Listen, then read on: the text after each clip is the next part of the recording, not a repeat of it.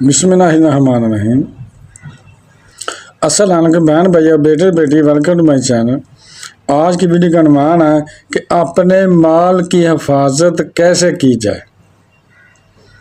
بڑی اچھی ویڈیو ہے، سمجھنے والی ہے، غور طلب ہے، ذرا اسے غور سے سنیے گا کہ سرکار صلی اللہ علیہ وسلم نے فرمایا کہ جو بندہ اپنے مال کی زکوٰۃ نکال کر دے دیتا ہے تو اس کے باقی مال کی حفاظت اللہ تعالیٰ اپنے ذمہ کرم پر لے لیتا ہے۔ یعنی وہ باقی مال بند قلعے میں، مضبوط قلعے میں جمع ہو جاتا ہے۔ یعنی باقی مضبوط قلعے کا مطلب ہے اتنی اونچی دیواریں، مضبوط دیواریں، مضبوط گیٹ والا قلعہ جس میں کوئی اسے توڑ نہیں سکتا، کوئی اندر جا کے مال نہیں لے سکتا۔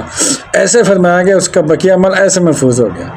اسی لیے یعنی مال محفوظ کیسے کرنا ہے، تو آپ اگر سب انسان ہے تو مال نکال دیں، زکوٰۃ نکال دیں مال کی۔ تو آپ کا جب اللہ تعالیٰ ذمہ لے رہا ہے تو بقیہ مال آپ کا پاک ہے، وہ بند قلعوں میں محفوظ ہے، تو آپ کیوں نہیں زکوٰۃ نکالتے؟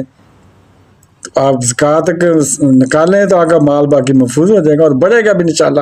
یہ بھی فرمایا کہ مال بڑھے گا بھی، اگر اس ساتھ زیادہ زکوٰۃ دینی پڑے گی۔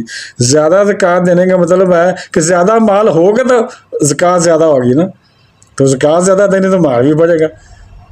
اسی طرح آپ کا مال محفوظ ہو سکتا ہے۔ اگر آپ زکوٰۃ نہ نکالیں گے تو مال کو نقصان ہو سکتا ہے، کیونکہ آپ صلی اللہ علیہ وسلم نے فرمایا کہ خشکی اور تری میں مال ضائع تب ہوتا ہے جب کوئی بندہ اپنے مال کی زکوٰۃ نہیں نکالتا ہے، کیونکہ مال وہ زکوٰۃ اللہ کا حق ہوتا ہے۔ جو زکوٰۃ ہوتی ہے وہ مال میں شامل رہتی ہے، سال بعد زکوٰۃ نہیں نکالتے تو وہ پھر مال پاک نہیں رہتا، مال حرام رہتا ہے، وہ مال سارا کا سارا ضائع ہونے کا خطرہ آتا ہے، بلکہ ہو جاتا ہے۔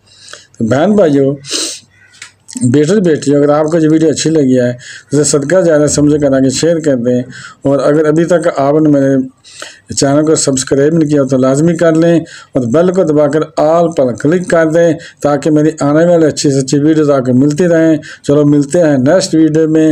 السلام علیکم، خدا حافظ۔